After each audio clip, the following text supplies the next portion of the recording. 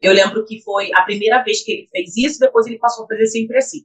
Ele me colocou no chão, colocou as duas pernas dele aqui, no ombro, e começou a dar só tapa na minha cara, porque eu não conseguia me defender. Ele dava muito tapa na minha cara e cuspia na minha cara.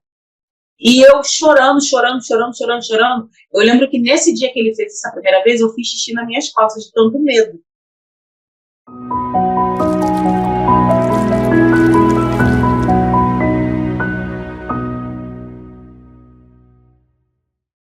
Eu vivi em um ambiente muito tóxico, né? Relacionado aos meus pais, minha mãe, meu pai, minha mãe.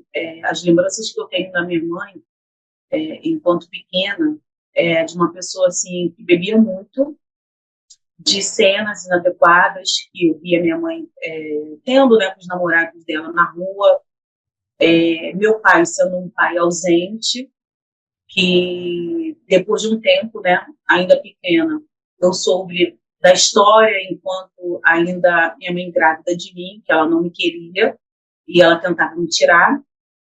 E depois que, assim, eu não tive muito cuidado da minha mãe, enquanto criança, adolescente também. Meus pais se separaram. É o mesmo tempo meu de idade, eu tenho 36 anos, é o tempo que eles têm de separado. E ficava aquele. São pessoas, para mim, hoje, enquanto adulta, são pessoas que não eram para ter filhos, né? Pessoas que tinham que ter vivido a vida deles, mas não eram para ter tido filhos, porque foram filhos que não foram planejados.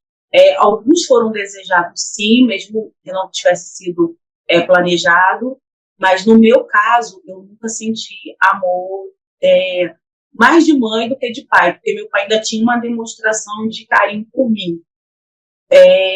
Mas, assim, foi uma infância muito difícil. Eu lembro que com 7, 8 anos, as lembranças que vêm na minha cabeça não são de uma criança assim, brincando, rindo, fazendo coisas legais na infância. É de pais dentro do fórum, meu pai xingando minha mãe chorando no canto, também xingando meu pai, porque estava uma disputa da nossa guarda, que sou eu e mais uma irmã mais velha, né? Somos a filha de meu pai e de mesma mãe. Então, assim, são muitas lembranças ruins. Eu não tenho, assim, lembranças positivas relacionadas à minha infância. Eu tenho muita dor, sofrimento relacionado a abuso de adulto, de adultos ver o outro adulto ali abusando de mim e eu ser xingada e dizer que eu que estava gostando da situação. Então, assim, são coisas assim que eu evito falar, que agora eu estou falando aqui para vocês, mas assim, eu não tenho felicidade nem guardo lembranças boas relacionado à minha infância e principalmente aos meus pais. A adolescência foi também bem conturbada, porque assim, tem uma situação que ditou a minha vida depois de adulta, convivendo com relacionamento, né, entre homem e mulher, que foi quando eu morava com meu pai, eu tinha 15 anos, e meu pai ele me levou para conhecer uma mulher. E antes da gente entrar na casa dessa mulher, ele parou o carro, eu me lembro que ele parou o carro e falou para mim assim: minha filha, eu vou te explicar uma coisa, leva isso para sua vida. Eu sou casado com a fulana, mas que era minha madrasta na época. Mas eu tenho uma namoradinha por fora. Então você vai conhecer a minha namorada fulano de tal. E eu falei assim, mas pai, isso é errado, você é casado. E ele falou para mim assim, bota uma coisa na tua cabeça, todo homem casado ele tem uma namorada por fora. Nenhum homem que é casado, ele deixa de ter uma mulher por fora. E aquilo entrou na minha mente e ficou até hoje. Eu tinha 15 anos. E até hoje, depois com terapia, claro que eu faço terapia, eu consegui entender aquela fala do meu pai, né? E depois dali foi só ladeira abaixo. Eu entrei em relacionamentos muito complicados, eu fui muito namoradeira, enquanto adolescente. Sempre fui desde criança, eu sempre tive um espírito muito livre e sempre fui muito independente. Até mesmo porque eu não tinha aqueles cuidados, né, que os adultos devem ter com os seus filhos, né? Hoje eu entendo que eu tenho esse cuidado com a minha filha. Mas, assim, eu sempre fui um espírito muito livre. Na adolescência, eu fazia muito o que eu queria. Eu bebia, eu fumava. Eu só não fui no caminho das drogas porque eu tive exemplos na minha família relacionada a pessoas viciadas e não era uma coisa que eu queria seguir. Eu sabia que drogas, por mim mesma, eu já sabia que drogas era uma coisa que não ia me levar a um bom caminho. Então, assim, por esse caminho eu não segui, mas eu saía com muitos rapazes, eu curtia bastante, foi uma coisa assim que relacionado à adolescência, à amizade, à produção, eu fiz muito. Eu aproveitei bastante a minha adolescência porque eu tinha essa liberdade vinda do meu pai e por não ter também, naquela época, muito contato com a minha mãe. O contato que eu tinha com a minha mãe era quando eu ia lá, ajudava ela em alguma coisa. Eu sempre tive aquela coisa de eu preciso ajudar a minha mãe, porque minha mãe não tem a mesma situação financeira do meu pai. E meu pai é um homem que tem uma vida financeira boa. Então, enquanto morando com o meu pai, depois que ele conseguiu a minha guarda, eu consegui minha guarda com 8 anos de idade, eu não fui morar com ele, ele me botou na casa da minha avó. Ali, na casa da minha avó, não foi uma vida feliz. Eu sofri muito na casa da minha avó, com relação a parentes, falando sobre a minha aparência, conversas que eles tinham na minha frente mesmo, porque meu pai não estava pagando pensão, meu pai não repassava pensão, porque depois de um tempo ele não repassava pensão, e minha avó que me sustentava. Então, assim, eu sou muito grata à minha avó, que hoje ela é falecida, porque, assim, se eu comi, se eu bebi, foi por conta dela, da minha avó por parte de pai. E até quando eu morava com a minha avó também, com a minha mãe, a minha avó por parte de mãe, eu agradeço a ela, porque enquanto ela esteve viva, ela cuidou de mim. Meu pai só pegou a minha guarda porque minha avó morreu. A minha avó materna morreu. E eu não estava tendo mais aquele cuidado que era que minha avó tinha comigo. Então, eu fui, né, para a casa da minha avó paterna e ela que cuidou de mim, ela que me alimentou, ela que comprava meu material de higiene básica, né, como uma criança, ela que comprava roupa para mim, escola, ela que comprava meu material, ela que fazia as coisas por mim que eu não tinha. Cuidado que meus pais deveriam ter por mim, a minha avó paterna teve. E eu lembro de pessoas falando para minha avó que era para minha avó ela entregar para o meu pai. E minha avó falava que não, minha avó comprava briga, que não. A minha avó, ela disciplinava a gente, né? Até mesmo porque não era só eu que morava lá, de dentro lá.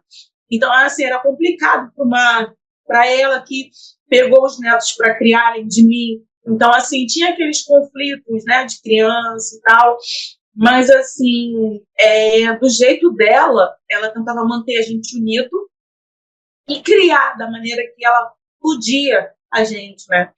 Então, assim, eu agradeço, né, a minha avó por isso, porque se não fosse a minha avó, eu não saberia como que eu estaria hoje, e foi também graças a ela que eu consegui conhecer pessoas maravilhosas, que eu vou falar mais à frente. Enfim, então, assim, eu não tenho coisas boas para lembrar da minha infância, porque foi uma infância muito complicada. Foi uma infância de você ouvir xingamentos de adulto, de abuso de adulto, coisas que você não sabia o que estava acontecendo ali, você não entendia como abuso até então, porque eu era uma criança. Então, assim, foi muito complicado. Foi uma infância, assim, bem complicada.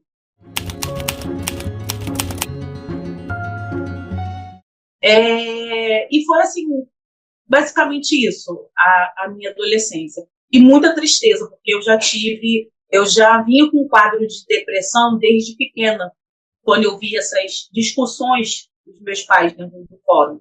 E naquela época era frescura, né? E esse quadro de tristeza minha, ele transparecia na minha pele. Eu tinha muito problema de pele e os médicos não sabiam o que eu tinha, porque a minha família levava no médico, mas era devido à tristeza que eu sentia. Na escola eu não conseguia entender nada do que era dito por conta desses problemas que eu carregava de infância, relacionado aos meus pais, relacionado a questões da família, né?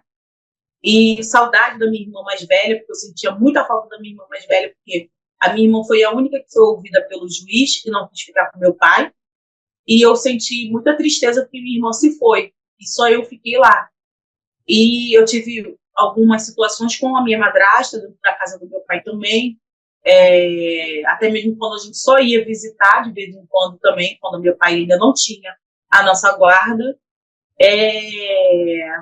Então, assim, foi bem triste, sabe? Eu era muito triste. Eu era muito triste. Eu era triste, muito triste mesmo. E eu lembro que as pessoas assim, não davam muita atenção relacionada a essa minha tristeza. E relacionado à escola, por eu não conseguir colocar nada na minha mente, eu não conseguia entender nada do que estava sendo ensinado na escola, eu era muito maltratada dentro de casa por conta disso. Eu era chamada de burra, de idiota, eu levava cadernada na cara. Então, assim, era muito difícil. E também existia uma ignorância nessa época, né? Que as pessoas não entendiam que criança também tinha depressão. E eu fui com esse quadro até a adolescência. A adolescência, a minha maneira de extravasar era com os meus amigos, era bebendo, era fazendo o que eu gostava, que era dançar, era tentando me encaixar sempre em algum lugar. Porque até adulta, eu nunca consegui me encaixar nem na parte da família do meu pai, nem na parte da família da minha mãe. Então, assim, passa um tempo, eu falei pro meu pai que eu queria morar com a minha mãe. Ele não hesitou nisso, porque eu não estava dando certo com a minha madrasta, e ele alugou uma casa para mim morar sozinha, e depois ele não estava querendo mais pagar também essa casa, ele me botou para morar com a amante dele, e depois da amante dele, eu fui morar com a minha mãe. Eu lembro que eu estava com 17 anos nessa época, ele não pagando pensão, e eu pensei, como é que eu vou fazer agora para me manter? Minha mãe tinha uma situação financeira muito ruim. Eu comecei a fazer unha para fora, comecei a fazer unha de um, de outro, vendi uns panos de pratos com a minha prima, que minha prima bordava, eu saía para vender, sempre tentando me virar. E os namoradinhos também que eu tinha na época, eles sempre me levavam para casa deles para comer, para ficar um tempo na casa deles. Era assim que eu tentava me virar. Com 18 anos, eu tive a minha primeira assinatura na carteira e fui trabalhar no centro da cidade, numa papelaria. E lá eu comecei a tomar gosto, né, por trabalhar fora, ter a minha independência. Dentro da casa da minha mãe, morando com a minha mãe, eu tive muitos conflitos, porque minha mãe é uma pessoa narcisista. Muito, muito conflito com a minha mãe. Eu não conseguia me dar bem com a minha mãe. Minha mãe, nessa época, ela junto com a minha irmã mais velha, falava que eu tive do bom e do melhor na casa do meu pai, como se fosse uma punição para mim, né? Como se, quem é você para chegar aqui agora se você teve do bom e do melhor na casa do meu pai, da casa da minha avó? Elas tinham uma visão totalmente distorcida do que eu vivi na casa da minha avó, sendo que a única pessoa que, até hoje, as únicas duas pessoas que eu tive, eu tenho sentimento que teve cuidado por mim, foi três, né, no caso. Foi minha avó materna, minha avó paterna, mesmo com o jeito dela, e uma tia minha, que mais pra frente eu vou falar para vocês que não é tia de sangue. Então, assim, são essas pessoas que eu tive como pessoas que cuidaram de mim, que tiveram algum afeto por mim, que tiveram empatia por mim. E foram essas pessoas. Então, assim, eu comecei a ser muito destratada na casa da minha mãe. Eu sempre fui uma pessoa que não abaixava a cabeça, eu discutia mesmo. Eu tentava me colocar e fazer com que elas entendessem o meu lado, mas de uma forma agressiva também, né? Então acabava que ninguém entendia ninguém até que eu saí da casa da minha mãe e fui morar sozinha.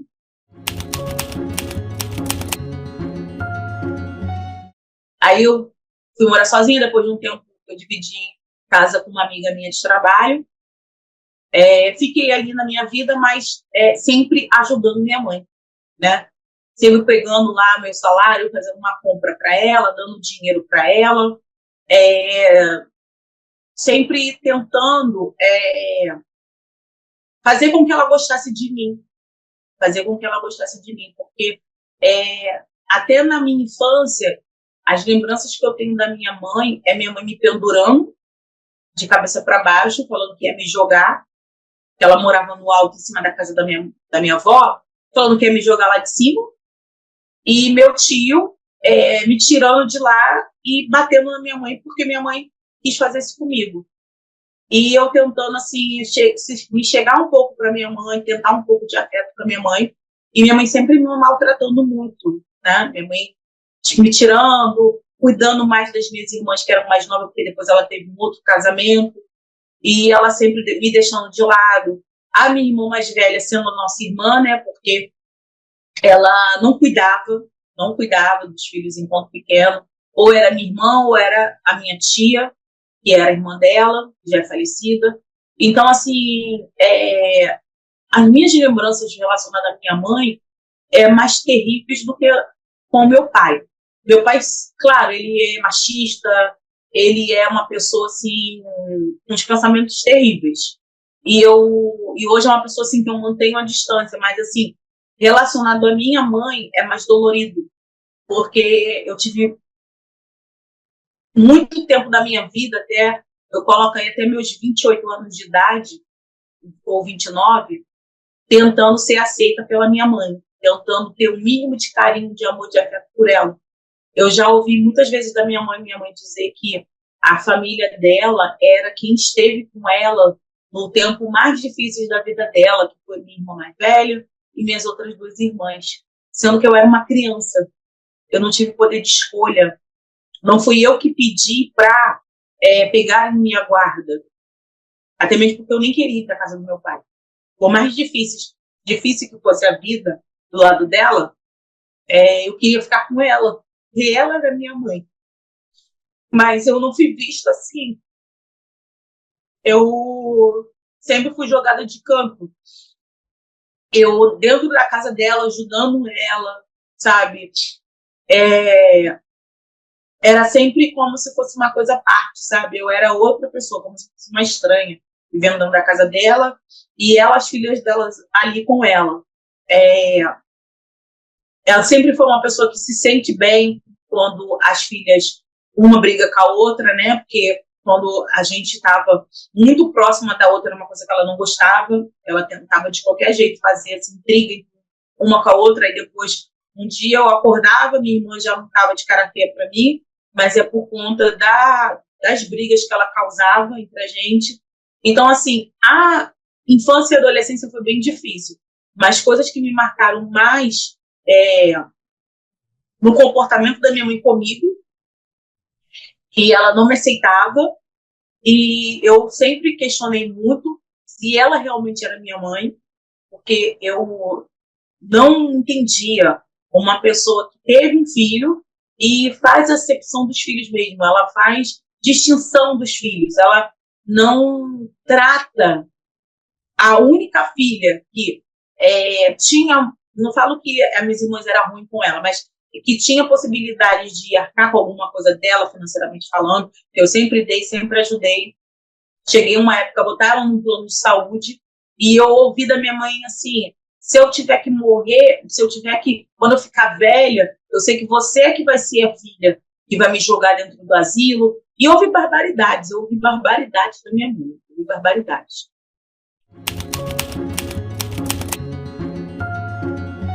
começou que eu sou de religião de matriz africana, eu estava indo, né, para as minhas funções no local onde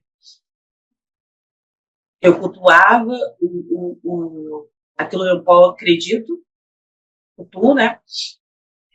Nesse dia eu entrei, eu estava esperando a minha zeladora abrir o portão e eu não tinha percebido ele, mas ele conta que quando eu estava no portão, ele me viu andando numa rua e veio me seguindo até ver onde eu entrava.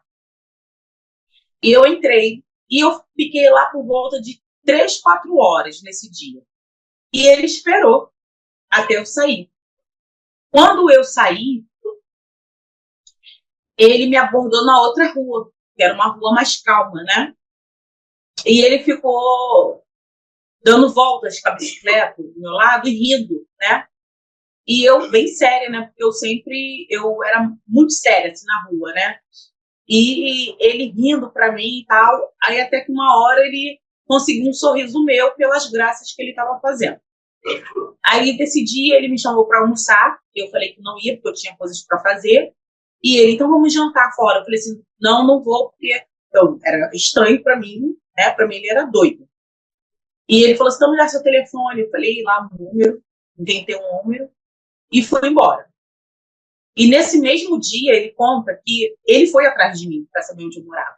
E eu não tinha visto ele. Ele me espreitou sem eu ver. Eu estava nessa época, eu tinha ido na casa da minha mãe fazer alguma coisa nesse dia. E ele viu que minha mãe morava 2 ruas depois da casa da mãe dele. Só que ele não viu eu saindo, né? Aí, desde então, ele ficava sempre passando na rua da minha mãe para ver se me via. Até que um dia ele me viu. Aí eu contei para ele que eu não morava lá. Aí desse dia a gente começou a conversar. Eu falei, não, eu não moro aqui e tal, não sei o quê. Você mora onde? Eu falei, não, tô indo para lá. Ele falou assim, vamos, então eu vou te levar até lá. Me levou até lá na minha casa, eu dividia com essa minha amiga. Aí a gente ficou um bom tempo conversando no portão. Daí eu dei meu número real para ele, a gente passou a se falar todos os dias, né? Eu lembro que logo na primeira semana que a gente começou a se falar, ele me ligava na hora que eu ia trabalhar, a gente ficava no telefone, e na hora que eu saía, ele ficava no telefone comigo. E aquilo dali para mim era tudo muito novo, né? E eu ainda não sabia que eu estava me iniciando uma relação de abuso. Para mim, tudo ali era cuidado, era a pessoa ainda tentando te conhecer mais e tal. Até minha amiga achava bonitinho, né? E eu falava assim: tá interessado mesmo em você. Minha amiga era um pouco mais velha que eu, ó. Ele tá mesmo interessado em você, tá cuidando de você. Aí, dali, para ele me buscar no trabalho, foi um pulo, né? Ele passou a me buscar sempre, ele me buscava, me levava em casa e depois ele ia trabalhar, porque ele trabalhava à noite.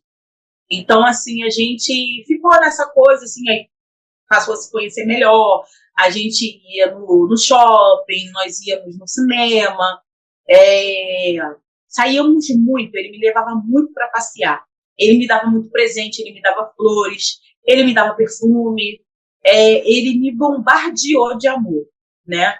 Que assim que é o início de tudo, ele me botou lá nas alturas. E ele tinha uns comportamentos estranhos já, só que ali eu não conseguia identificar porque eu nunca tinha tido uma relação abusiva com outros namorados que eu tive. Porque eu tive outros namorados, eu tive bastante namorado. E eles sempre me trataram bem, né? Só que ele eram pessoas da mesma idade que a minha, né? E ele não, ele era 10 anos mais velho, ele é 10 anos mais velho que eu.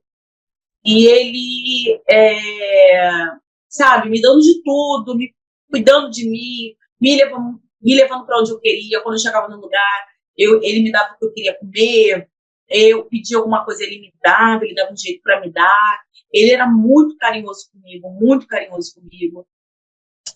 Era paciente, não era uma pessoa nervosa, não era uma pessoa estressada. eu lembro que eu continuava fazendo as mesmas coisas ainda, enquanto estava com ele, ainda no início do namoro, né?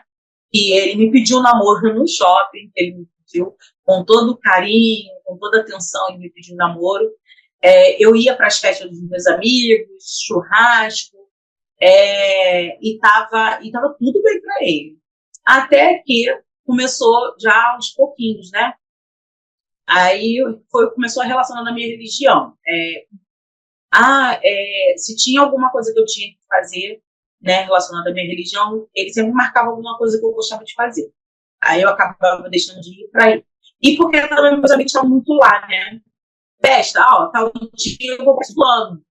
Então, ele marcava alguma coisa. Então, no dia, ele falava assim, poxa, eu queria tanto fazer tal coisa com você hoje, eu queria ir numa praia com você hoje. E ele sabe que eu amo praia. E eu falava assim, poxa, mas é aniversário do meu amigo e tal. Ele, tá bom. Então, ele ficava triste e me fazia me sentir mal por ir para a festa e não ir com ele. Então, o que eu fazia? Eu ligava para o meu amigo, falava que não ia, e ia com ele para a praia. Então, assim, ele começou a fazer essas coisas. Quando ele viu que eu já estava totalmente é, ligada na dele, apaixonada por ele, e que eu ia fazer tudo o que ele pedisse, ele começou a pedir outras coisas, roupas, né? Ele começou a pedir para mim não usar mais decote. Eu nunca fui de usar roupa curta, mas eu usava muito decote. Então, assim, ele sempre me pediu para mim, aí ele começou a pedir para mim não usar mais decote, começou a comprar roupa para mim, e dizendo que era presente para mim poder usar. Eu usava mesmo não sendo o meu estilo. Ele pedia para mim usar calça, né? Aí eu comecei a usar calça. Eu usava primeiro leg, depois ele pediu para me trocar leg e ficar usando calça jeans. Ficou mais ali em cima de mim relacionado a trabalho. Eu ficava muito. Já estava sendo muito sufocada por ele, mas para mim aquilo era cuidado. E dentro do meu trabalho, pessoas mais velhas já falavam para mim que aquilo ainda era legal, que a gente ainda estava no início, que eu deveria ponderar mais isso dele, que eu deveria pedir para ele não fazer muito essa coisa de todo dia me buscar. O meu gerente está falando para mim assim, por que ele tem esse trabalho todo de vir te buscar, levar em casa e depois ele ficar na contramão para poder ir para o trabalho? Então, assim, isso era uma coisa que eu achava assim, quando era mulher falando, eu pensava assim, inveja. E eu contava para ele. E quando eu contava que era homem me aconselhando, ele falava assim, que queria me pegar. E estava querendo ficar comigo, e por isso, aí que não era mais para mim poder falar com aquela pessoa, ou até quando é mulher também, para mim não falar mais. E eu fui levando isso, né, achando que isso era normal. Então, até que a gente foi morar junto. Foi coisa de 3, 4 meses a gente foi morar junto.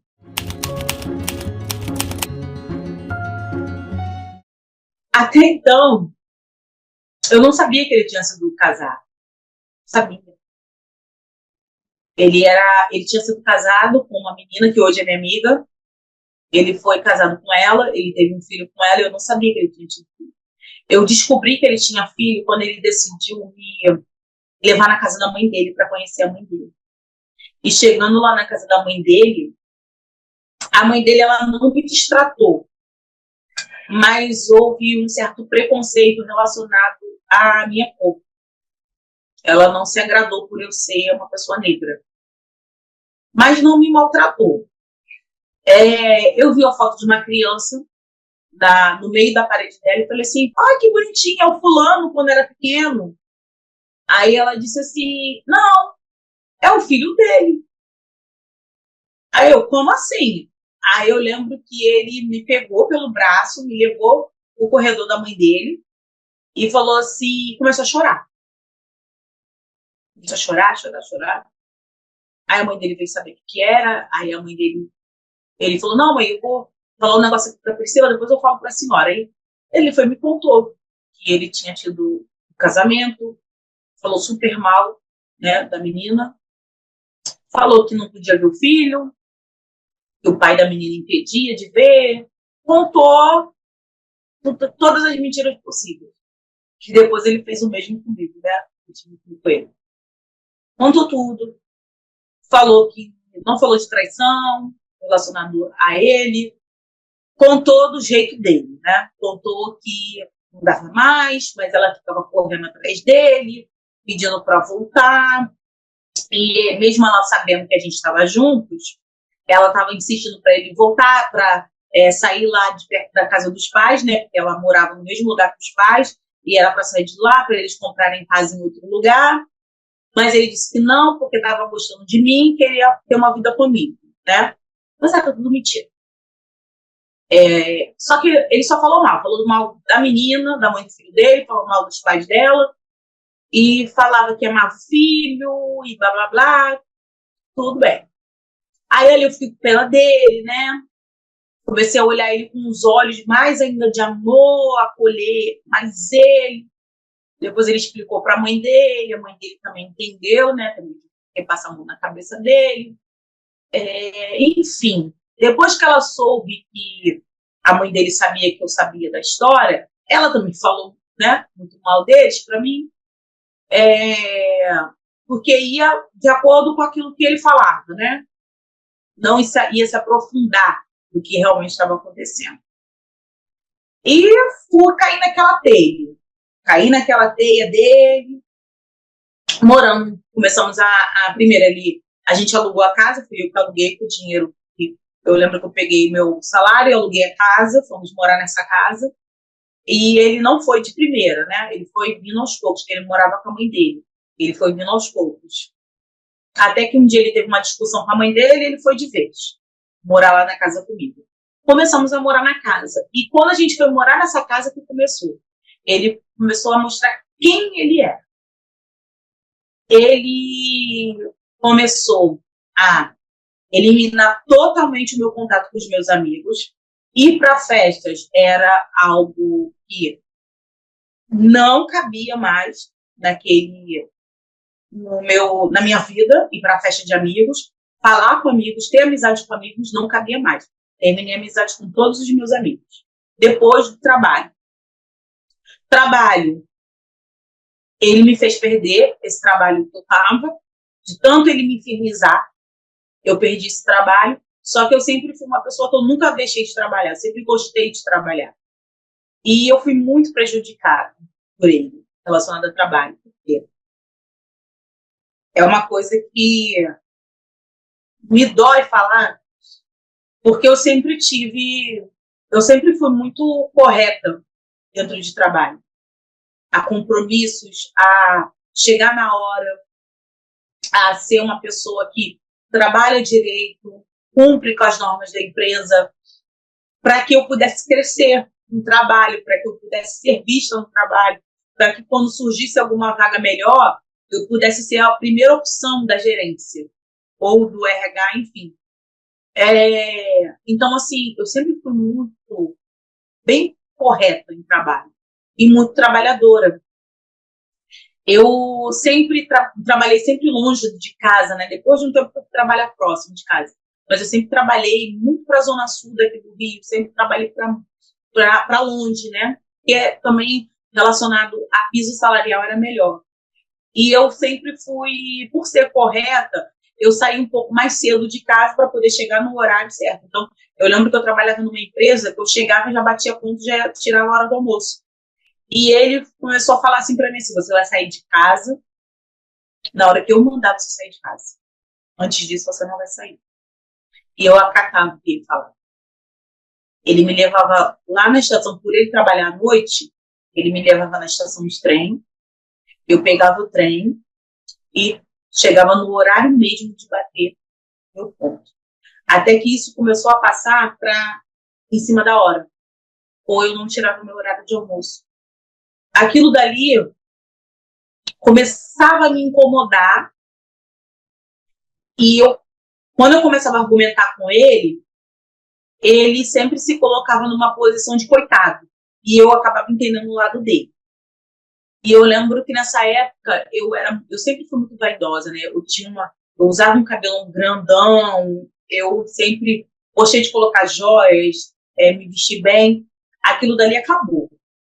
Eu tinha que usar a blusa fechada, mais fechada possível, não usar joias, não usar mais maquiagem, sempre gostei muito de batom vermelho, e hoje até é um problema para mim usar batom vermelho.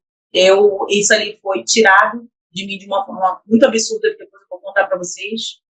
Eu não podia mais usar cabelo, eu não podia usar de lado, eu tinha que usar ele todo para trás, ou partindo no meio, ou preso.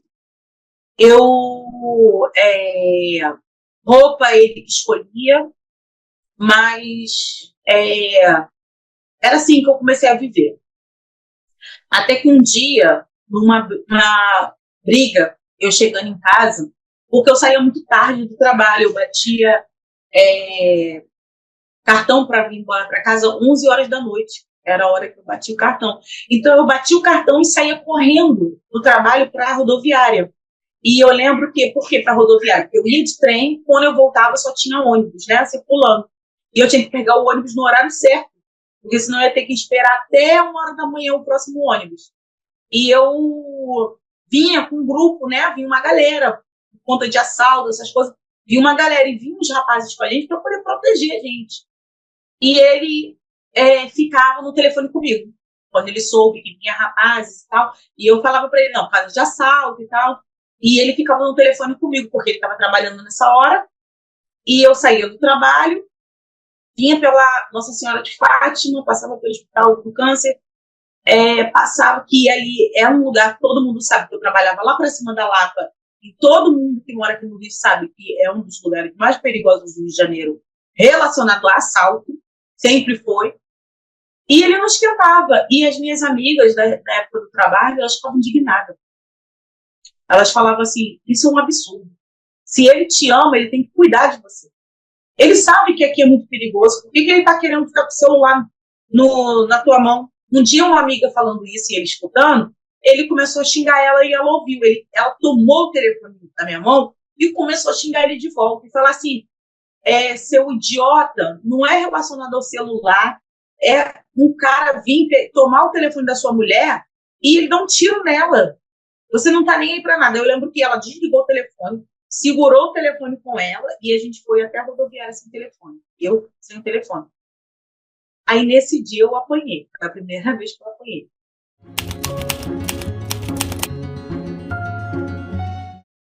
Eu cheguei em casa muito apreensiva, né?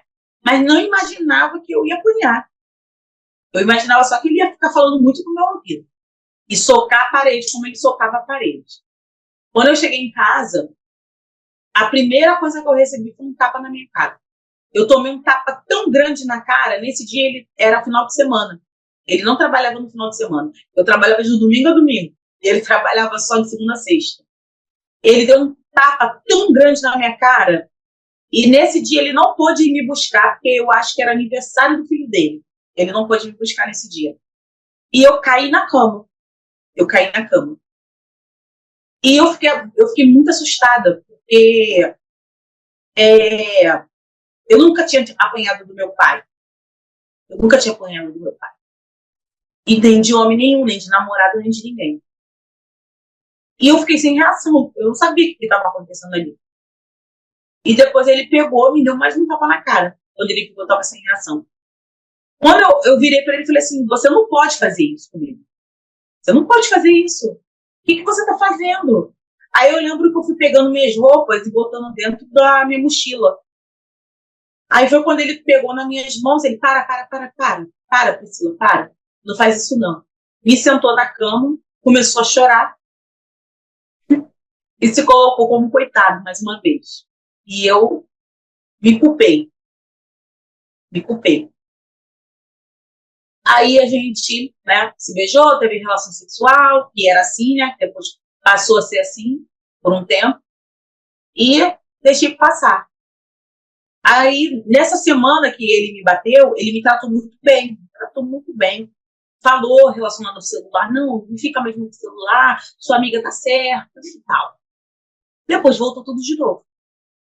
Depois que voltou tudo de novo, eu passei assim, eu lembro que era época de final de ano. E época de final de ano, porque eu trabalhava em mercado. O mercado, ele fica muito cheio. Então, assim, mesmo com o fechamento, ficava pessoas lá dentro e depois disso a gente tinha que ajudar as pessoas ainda a organizar a loja, né? Eu saía muito tarde Nessa época eu saía muito tarde e ele já sabia que eu saía muito tarde. Então, eu cheguei em casa, mais uma vez, foi uma briga terrível que a gente teve, e foi mais complicado, porque eu lembro que foi a primeira vez que ele fez isso, depois ele passou a fazer sempre assim. Ele me colocou no chão, colocou as duas pernas dele aqui, no ombro, e começou a dar só tapa na minha cara, porque eu não conseguia me defender. E ele dava muito tapa na minha cara e cuspia na minha cara. E eu chorando, chorando, chorando, chorando, chorando. Eu lembro que nesse dia que ele fez essa primeira vez, eu fiz xixi nas minhas calças de tanto medo.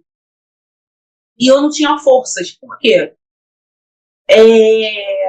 Eu fiquei pensando assim, da outra vez eu peguei minhas coisas para ir embora.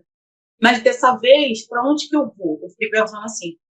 Porque ele começou, depois de que ele me bateu a primeira vez, a falar que eu não tinha ninguém.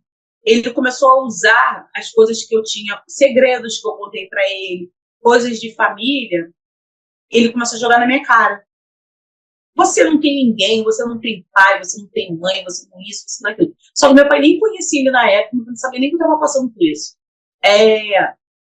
Você não tem pai, você não tem mãe, você não tem irmão, você não tem isso, você não tem aquilo, todo mundo te odeia. Tua irmã mais velha te odeia por ele saber o comportamento que minha irmã mais velha tinha comigo. E o comportamento que minha mãe tinha comigo, ele falava que elas me odiavam. Porque eu era difícil, porque eu não prestava, porque olha o que eu fazia ele fazer comigo, olha o que você me faz fazer contigo, por isso que sua mãe te odeia, por isso que a sua irmã te odeia, ninguém gosta de você, seus amigos te odeiam, só que ele que me fez me afastar dos meus amigos. E meus amigos falavam muito mal dele. Então, assim, eu comecei a ficar, de novo, voltando à depressão, a ficar muito triste. O meu comportamento no trabalho mudou. As minhas colegas de trabalho, elas ficavam tentando entender aquela minha situação. Falava também que eu estou te achando muito triste, seu semblante está muito caído, você não se arruma mais. Eu ficava muito triste, gente. Eu estava só o pó. E obedecendo as ordens dele. Eu lembro que ele, nessa época do trabalho, ele começou a ir atrás de mim, me seguindo. E como eu tirava a primeira hora de almoço antes de começar a trabalhar, nós íamos numa rua atrás do mercado que eu trabalhava, porque era uma rua onde tinha uma pracinha. E minhas amigas que eram fumantes ficavam ali fumando, né? E as outras ficavam ali conversando, comendo alguma coisa, né? Esparecendo até a hora de pegar no batente. E eu lembro que a primeira vez que ele viu eu fazendo isso, ele foi lá, me pegar pelos cabelos, me xingou. As minhas amigas ficavam desesperadas, mas pedi para elas não se meterem, né? Eu lembro que a gente teve uma briga muito feia nesse dia que ele me pegou ali naquela praça. Ele me rasgou toda, rasgou minha camisa, rasgou tudo. Foi uma briga muito, muito feia. E eu passei por detrás da empresa, fui direto no RH, mostrar como estava a minha condição, não pude trabalhar. E uma empresa que é muito difícil de mandar embora, que é o mercado, eles me mandaram embora por conta dessa questão, né? Me mandaram embora, fiquei em casa por um tempo, e ali eu peguei minha rescisão e tudo. O gasto maior sempre foi comigo dentro de casa, eu sempre banquei mais a casa do que ele. Não conseguia comprar algo e deixar inteiro, porque ele quebrava tudo, nas brigas ele quebrava tudo. E eu tinha muita tristeza, porque eu sempre tive um sonho de ter minha casa direitinha, bonitinha, e com ele nunca foi possível isso, né? Só consegui depois da minha separação. E eu sempre gastava muito dinheiro com ele, cartões eu tirava para poder gastar com ele, comprar roupa para ele, comprar as coisas para ele. Enfim, eu ajudava muito ele, ajudava muito. Relacionado ao estudo, eu dava meu jeito para poder ele fazer um curso que ele queria, para poder ajudar na passagem para os pais dele, e continuar, e bancava a casa sozinha ali, gastei toda a minha rescisão nessa época com ele. Enfim, foi tudo isso. Depois eu arrumei outro trabalho. Nesse outro trabalho, foi um trabalho assim que eu gostei muito desse trabalho, o amado desse trabalho, porque eu sempre gostei muito de trabalhar com o público. Eu sempre gostei muito.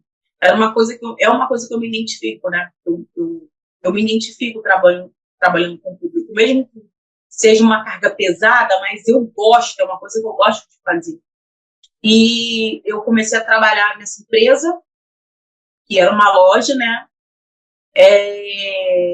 de eletroeletrônicos, eletrodomésticos, enfim, muito conhecida, né, aqui no Rio. E eu comecei a trabalhar ali e era muito bom, eu gostava muito, porque era uma galera tudo da minha idade. O gerente era muito legal, porque assim, você tinha que bater metas, e nessas metas que você batia, você recebia jantar fora, você ia para um restaurante muito legal, você recebia ingressos para o cinema. Então, assim, todo mundo se dedicava muito para poder conseguir o ingresso de alguma coisa. Hoje é pizza, vocês vão para um rodízio de massas. Aí todo mundo se dedicava para poder bater a meta e era muito legal. E, assim, a gente tinha que bater meta também com as outras equipes das outras regiões, né, que tinha uma disputa, era dança que você tinha que fazer. Era muito legal trabalhar lá e você trabalhava alegre, feliz, mesmo sendo uma carga muito grande, mas era satisfatório, porque a empresa te dava muita oportunidade de crescimento. Você podia fazer prova lá dentro para vários setores que você ganhava bem. Você viu uma galera assim, minha subgerente, ela tinha a mesma idade que a minha, e ela ganhava, e ela era subgerente, ela ganhava muito bem, ela me incentivava, se ela faz a prova, tal, porque nessa prova tal você pode fazer a prova para subgerente. Então, assim, e eu me dedicando no trabalho, me indo bem, batendo as minhas metas. Eu era a primeira que eu batia as metas no trabalho. Era muito bom. E eu comecei a perceber que eu ser feliz dentro daquele relacionamento, era um problema para ele. Eu não podia estar feliz. Porque quando eu estava muito feliz com algo, ele ficava muito nervoso, ele batia as paredes, ele batia as coisas dentro de casa, ele me batia, ele falava que eu estava com macho. E quando eu estava muito triste, ele ficava muito feliz. Ele se arrumava, ele ficava radiante, sabe? Porque eu estava triste. E assim, eu estava muito feliz e realizada nesse emprego. Eu ganhava bem, eu bancava as coisas dentro de casa, eu ajudava ele na pensão do filho dele. Assim, eu estava muito feliz naquele emprego. E foi um problema para ele. Aquele emprego era um problema para ele. Ele precisava destruir aquele emprego da minha vida. E foi assim que ele fez. Ele começou a me agredir dentro de casa, para poder eu ir marcada para o trabalho, que ele sabia que deu certo no outro trabalho. Eu ia, as pessoas me perguntavam, eu não queria falar, até que a última, né, eu consegui ser, né, através dele, tirada desse emprego, um soco no olho que ele me deu. E nesse soco de olho que ele me deu, eu lembro que foi uma época que meu pai entrou nesse meio. E até hoje a gente não se fala também por conta disso. Meu pai entrou nesse meio, porque meu gerente, eu cheguei com o olho roxo, meu gerente não admitiu aquilo, e ele me obrigou a dar o número do meu pai. E eu dei o número do meu pai.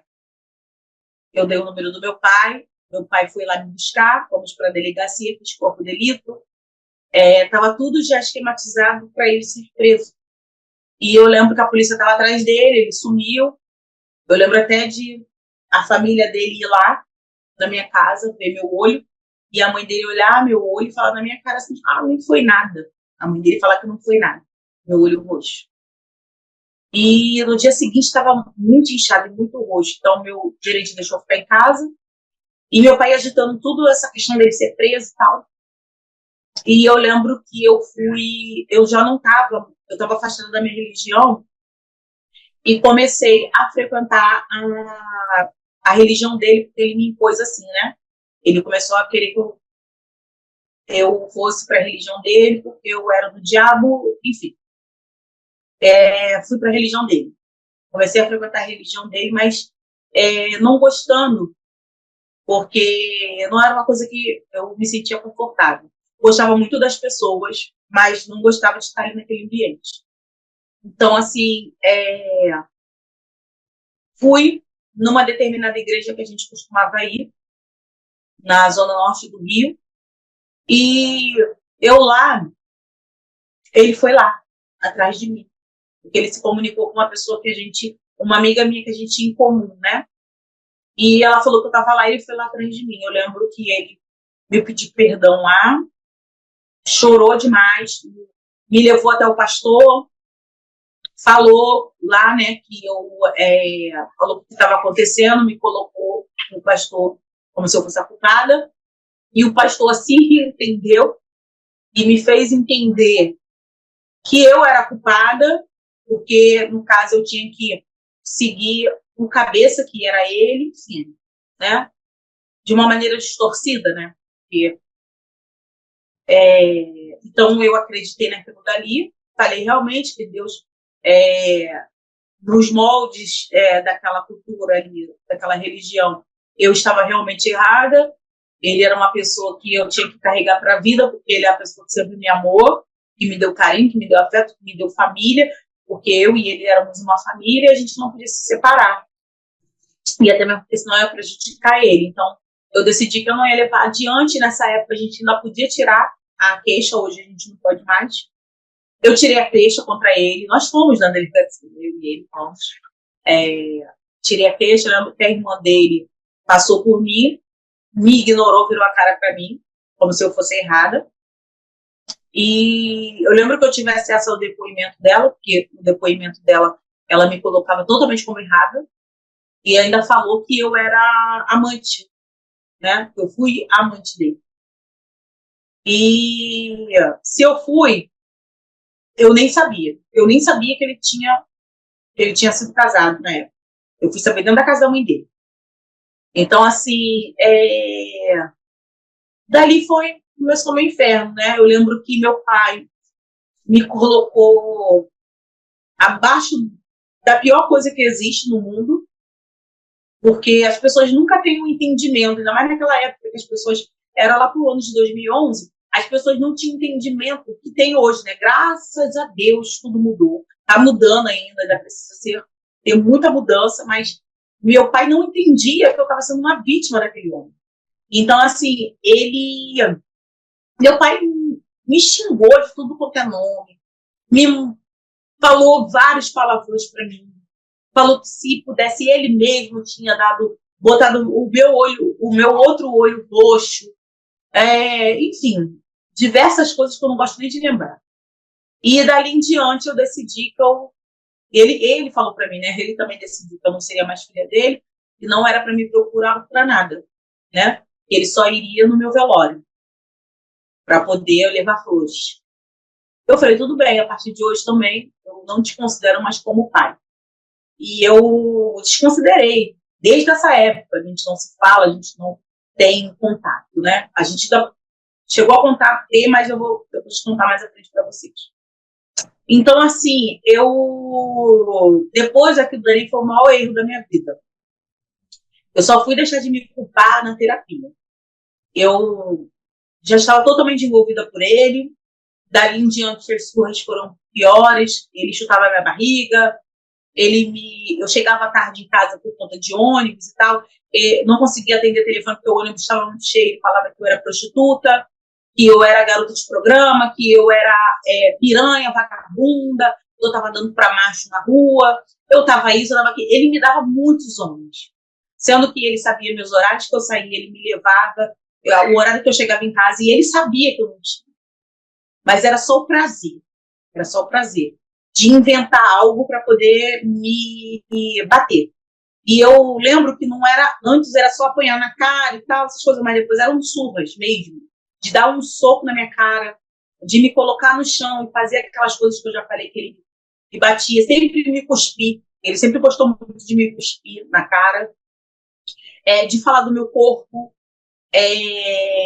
falar que eu estava assim, que eu estava assado, e nem estava gorda, né, porque eu sempre mantinha a minha dieta na época, que eu tinha muita coisa relacionada ao meu corpo, e depois passei a ter mais ainda com ele, passei a não comer para poder me manter muito magra. Ele conseguiu que eu saísse desse emprego também. Depois desse emprego, eu tentei por 2 vezes o suicídio. Eu lembro que da última vez o médico, ele me encaminhou para o psiquiatra, mas eu não quis fazer. Enfim, eu estava muito debilitada, eu passei a ficar em casa um tempinho, ele me humilhar, e ele que estava bancando a casa, que ele isso, que eu era preguiçosa, que eu era vagabunda, que eu não gostava de emprego, enfim, muitas coisas ruins, sabe? E eu apanhava todos os dias. Todos os dias eu apanhava.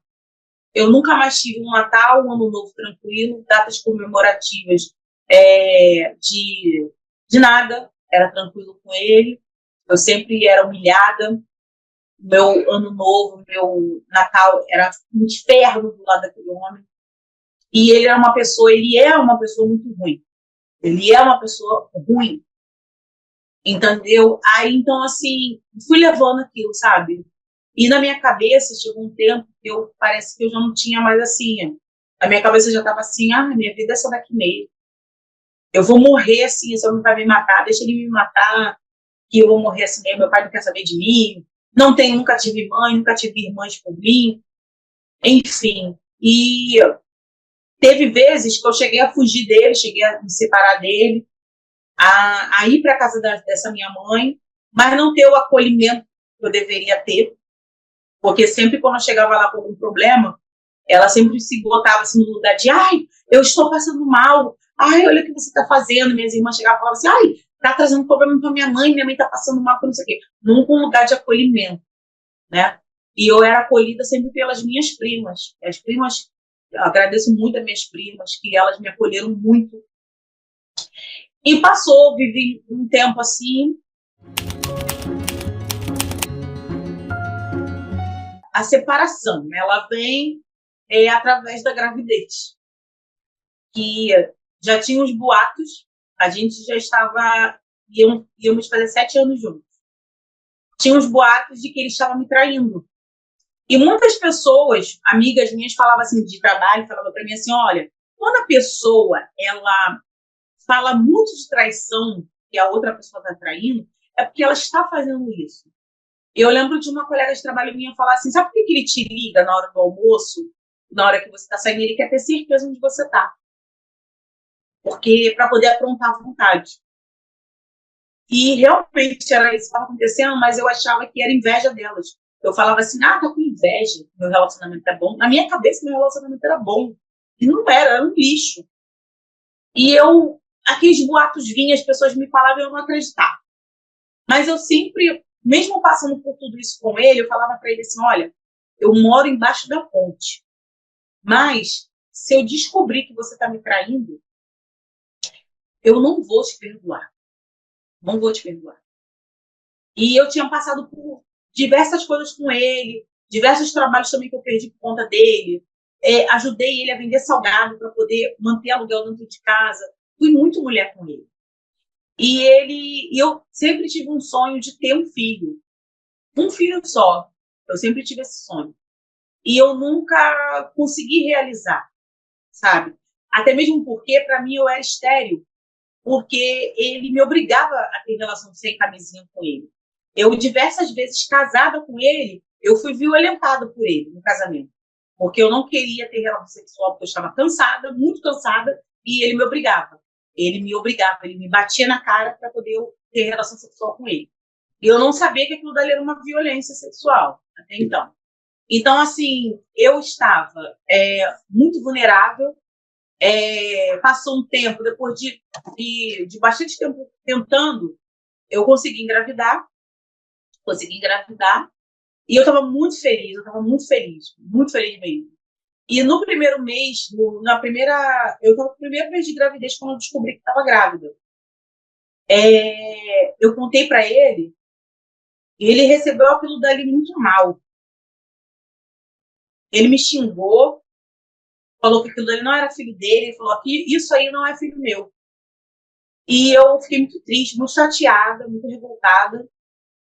E eu lembro que eu fui até a minha mãe, pedi para ela me aconselhar como que eu começava relacionado a coisas de pré-natal, essas coisas, que eu não tinha ideia disso. Ela me aconselhou a tudo e falou assim para mim, eu vou um pré-natal contigo. E depois você se vira. Ela fez isso, foi, depois eu comecei a me virar. Ele não foi nenhum, porque ele estava muito ocupado com essa menina que ele estava. Até que uma pessoa veio falar para mim, um conhecido meu, eu não acreditei. E um dia ele chegou muito bêbado em casa. Eu estava com 3 meses de gravidez. Ele chegou muito, muito bêbado em casa, caindo mesmo. Ele caiu no portão. Eu peguei ele, coloquei ele para dentro de casa, liguei para a irmã dele, falei com a irmã dele o que estava acontecendo, fiz uma videochamada, ela viu o que estava acontecendo. E eu falei assim, aí ela falou assim, não, deixa ele caído, Priscila, não se aborrece, você está grávida, amanhã eu falo com ele. Eu falei, tudo bem. Aí até que eu fui mexer no celular dele, porque o celular dele estava caído do bolso dele, eu ia botar no lugar. Porque eu evitava olhar o celular dele, porque eu tinha aquele medo de pegar as coisas, né? E o celular dele estava aberto. E com o celular dele aberto, eu vi todas as fotos. Eu vi fotos dele na cama, eu vi foto de onde ele estava naquele dia, ele estava num baile funk com essa mulher.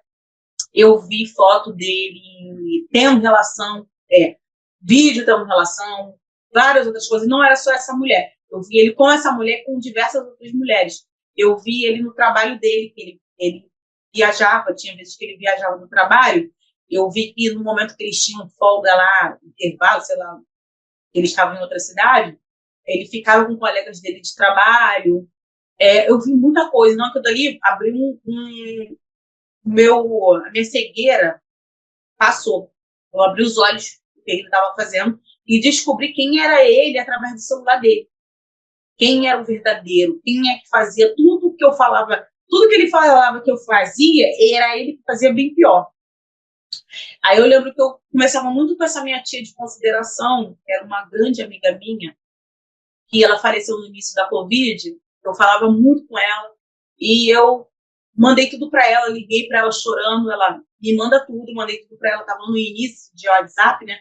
Eu mandei tudo para ela, as fotos, tudo, mensagem, tudo. Aí ela falou assim, vamos fazer o seguinte, vamos fazer tudo com cautela, com calma, e para você se organizar e vir para cá, para minha casa, morar aqui. Tudo bem, mas eu não quero ficar aqui um minuto. Então eu fiz isso. Eu anunciei algumas coisas que eu tinha comprado, né? Porque a maioria das coisas que tinha em casa eu comprei. Anunciei no grupo de Facebook. Marquei para as pessoas pegarem tudo no mesmo dia que eu ia embora. E eu lembro que a última coisa que estava saindo, que era uma mesa minha, ele estava chegando do trabalho. Eu não falei nada para ele. Tratei ele normal no dia seguinte. No dia que ele chegou, saindo na última mesa, ele falou assim, o que você está fazendo, sua maluca? Mas eu já tinha combinado com um primo meu para ficar comigo nesse dia, ela ia querer me agredir grávida, porque ele já tinha me agredido grávida. E eu não falei nada, peguei, dei a mesa para a moça pegou e tal. Aí eu lembro que meu primo pegou as malas comigo, eu saí. E eu lembro que ele falou assim mesmo para mim, vai, sua gorda. Ninguém vai te querer grávida. Preta, gorda, grávida. Cabelo duro. Eu já estou com outra mulher. Você sai agora, amanhã ela já está aqui. E aquilo dali me doeu muito, sabe? Eu lembro que eu fui para casa dessa minha prima, fiquei lá e no dia seguinte eu viajei. E eu lembro eu na rodoviária sentada para poder pegar o carro de aplicativo que ia me levar, que era amigo da minha tia, e eu chorava muito. E as pessoas vinham perguntar para mim se eu estava sentindo dor na barriga. Eu falava, não estou. É outra coisa. E eu chorava muito. E de lá eu fui embora, né, para a região dos lagos, fiquei lá 1 ano, morei lá 1 ano. Fiquei minha gravidez toda lá, minha tia cuidando muito de mim. Eu estava muito mal, muito mal. E lá ele me mandava vídeos tendo relação sexual, só que eu tinha que manter uma coisa. Eu ainda achava na minha cabeça que eu tinha que manter alguma relação com ele, pelo menos pelo telefone, por causa da criança, né? E ele me mandava diversos absurdos. Minha tia foi e falou assim, fulano, agora quem vai tratar as coisas com você sou eu. Eu sei que você está tentando o máximo o possível para a Priscila perder a filha. E você não vai fazer isso. Minha tia começou a tratar com ele. Mas mesmo assim ele achava que eu pegava o celular. E ele continuava mandando as mesmas coisas para que eu pudesse passar mal, enfim, perder a criança. Ele foi muito ruim. Ele foi muito ruim na época da gravidez. E ele tinha esses picos. Aí depois começou a ter assim, entre ser ruim e ser bom. Aí eu lembro que tinha muita coisa da minha filha que eu tinha ganhado, que as pessoas tinham deixado lá na casa com ele. e eu pedi para ele levar. E o filho dele morava próximo onde eu estava morando. E eu falei, deixa com a fulana que a fulana leva para mim. Então ele foi me ver, levar as coisas para mim, e ele me viu com uma barriga muito grande. E eu lembro que ele falou para mim assim, nossa, você tá muito bonita grávida. E eu bem séria para ele, eu tava com a neta dessa minha tia, e ele falando para mim assim, ai, volta que a gente vai reconstruir nossa família, porque a família é isso, que a família é aquilo, que ninguém vai impedir nossa família e tal. Aí depois de um tempo que ele tinha falado isso comigo, ele tinha ido um pouco mais à frente fazer alguma coisa e a neta dessa minha tia foi atrás dele. E ela viu ele falando com a amante. Aí eu fui e falei assim, gente, esse homem ele não tem jeito. Então, aí eu peguei as coisas da minha filha, levei para casa, não quis nem saber dele e tal. Enfim. Quando eu fui, no caso, eu mandei as provas para ele, mandei tudo para ele, que ele tinha feito comigo, e parei de me comunicar com ele quando eu fui embora. E ele era um misto de vamos voltar, eu te amo, você é minha família, a gente tem uma família agora completa, de um filho que você sempre quis ter, para assim, só vagabunda, só piranha, vai mesmo, só preta, safada, só isso, só aquilo. Era assim. Então, assim, mas demorou muito, bastante tempo, assim, para poder tirar esse homem de vez. Por quê? Porque eu chegando no médico, o médico falou para mim, ó, ou você se recupera desse relacionamento, entende que a sua filha é mais importante do que ele, ou você vai ter complicações. E você vai conviver, se você sobreviver a um parto, não vai ser um parto tranquilo, que eu estava com médicos de parto de risco, né, de gravidez de risco, e ele falou para mim assim, ou você vai perder a tua filha, vai ficar aí, vai ficar chorando pro resto da tua vida, ou vocês dois vão morrer. E aquilo dali me caiu, assim, como um estalo, né, para poder mudar. Então eu comecei a mudar, eu comecei a ir para a praia, andar, porque era uma casa de praia, né? Eu começava a andar para a praia para poder me recuperar. Eu comecei a sair um pouco mais, a fazer coisas mais divertidas, até esquecer. E até os 5 meses de gravidez, eu não colocava a mão na minha barriga, eu não falava com a minha filha. E quando eu comecei a falar com ela, eu estava sentindo a rejeição, né, dela dentro da minha barriga. E ela só falava, só respondia quando ela era minha tia, até os 6 meses, menino. E depois eu conversando todos os dias, foi quando ela começou a me dar atenção na barriga.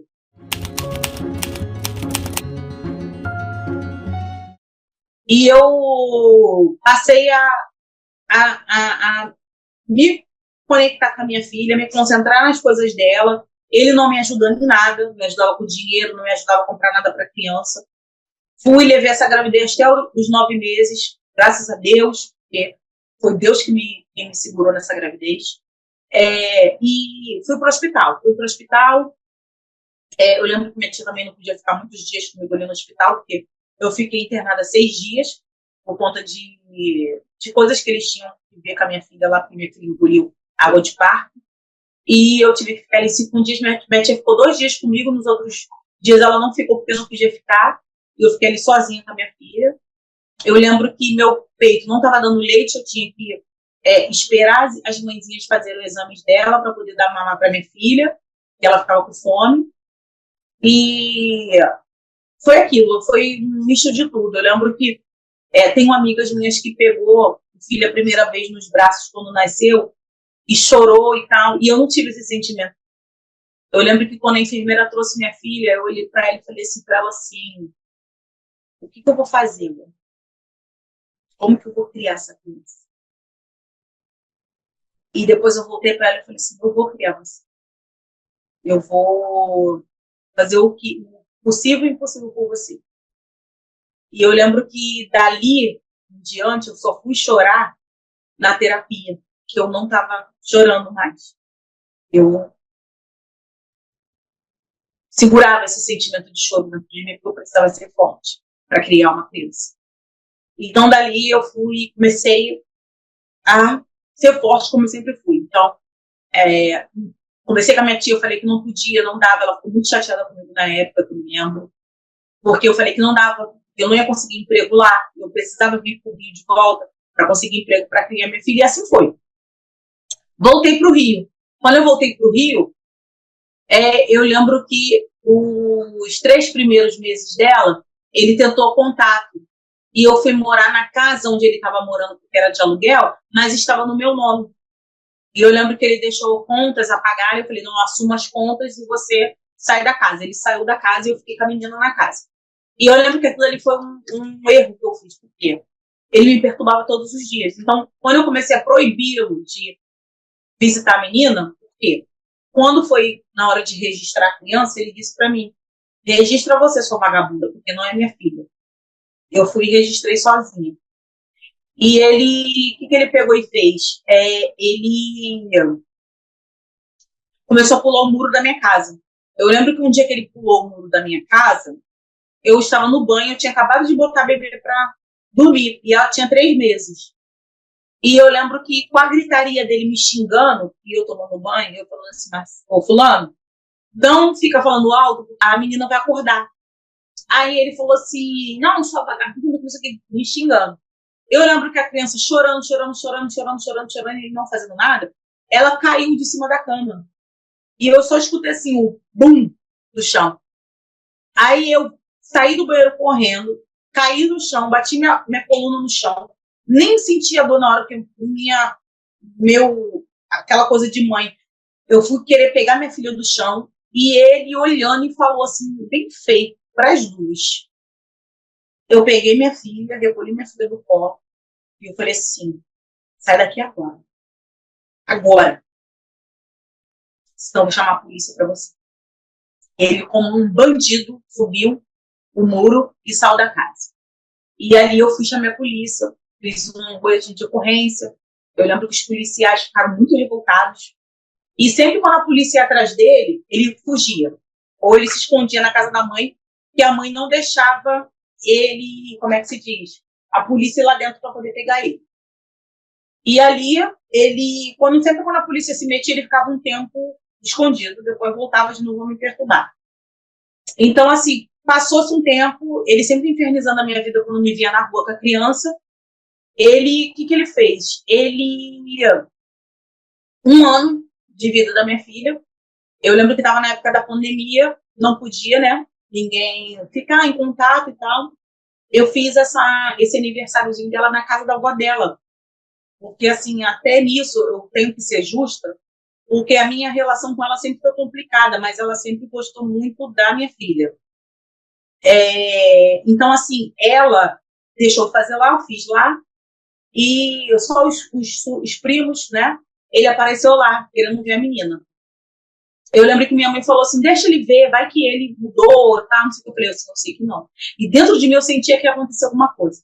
Eu falei, mãe, vamos comigo no portão. Ela, não vou, porque ele não vai fazer nada contra a menina. Minha mãe achava que eu estava exagerando. Levei a menina no portão, botei ela no colo dele, ela não gostava.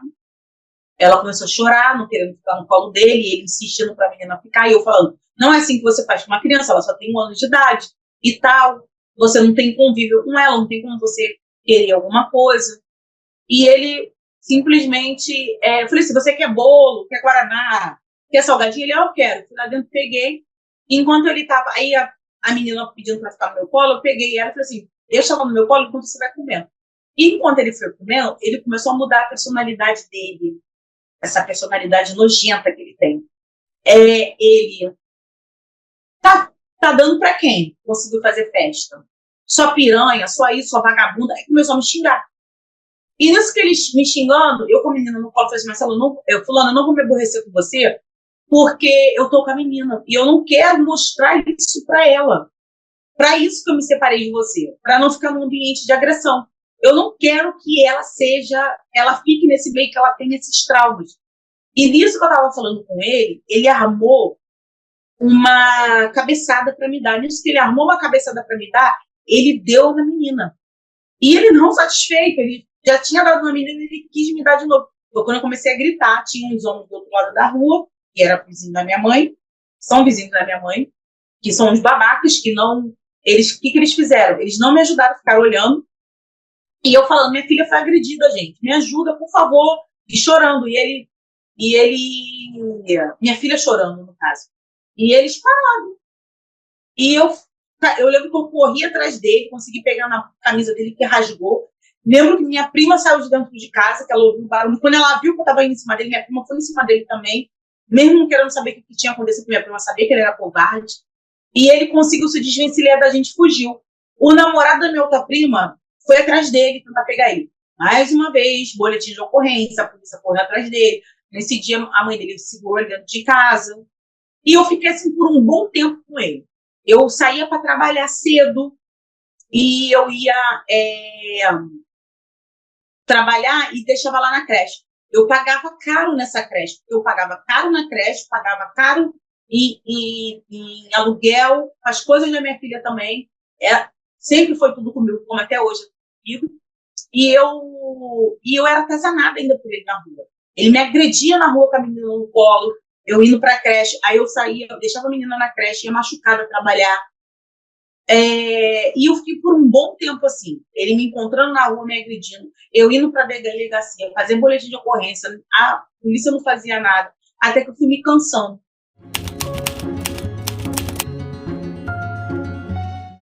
Uma prima minha entrou em contato comigo e nós fomos morar junto em outro bairro, né? Ele já não tinha mais acesso a mim.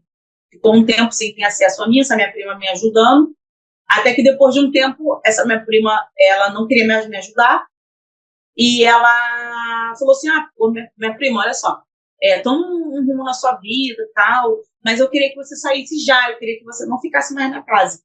E eu lembro que eu ajudava ela nessa época e tudo, mas enfim, são coisas que a gente precisa passar na nossa vida. E eu saí da casa com a minha filha, fui com urgência para a casa da minha mãe, e lá começou mais uma vez o inferno. Da minha mãe, com ele, e minha mãe, de uma maneira assim, minha mãe parecia que estava defendendo ele, e ao mesmo tempo, assim, também acabava me chateando da casa dela, porque ela se colocava sempre como vítima da situação e não me acolhia, não tinha o acolhimento dela. Aí passou um tempo, consegui alugar uma outra casa para mim, fui morar nessa casa, até um dia que não tinha como, gente, não tinha como viver mais perto desse homem.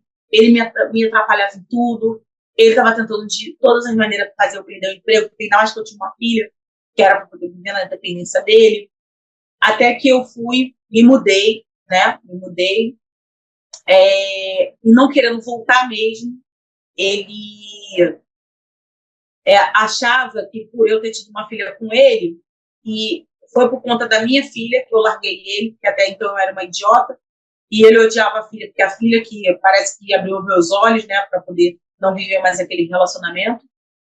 A minha filha foi crescendo, eu criando ela, hoje ela vai fazer 6 anos. Eu já tenho, desde essa época, né, de grávida separada dele, ele não aceitando, nunca aceitou, né?